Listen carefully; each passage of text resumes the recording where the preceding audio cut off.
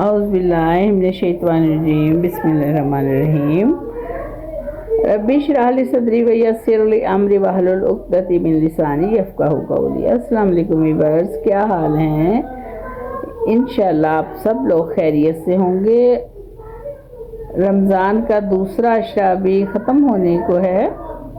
آج ہم اس کے اذکار بتاتے ہیں کہ فجر کی نماز کے بعد سورہ توبہ کی یہ آخری 2 آیات 21 مرتبہ پڑھیں، اور ظہر کے بعد سورہ جمعہ کی یہ آیت نمبر 4 ذالک فضل اللہ یؤتیہ من یشاء واللہ ذو الفضل العظیم 40 مرتبہ پڑھنی ہے، اور عصر کے بعد سورہ طلاق کی یہ آیت نمبر 3 25 مرتبہ پڑھنی ہے۔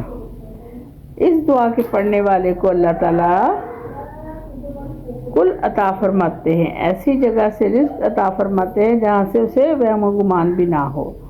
اور مغرب کی نماز کے بعد آپ نے دعا کرب و حاجت 21 مرتبہ پڑھنی، یا حی یا قیوم برحمتک استغیث، اور عشاء کے بعد آپ نے سورہ یاسین 1 مرتبہ پڑھنی ہے۔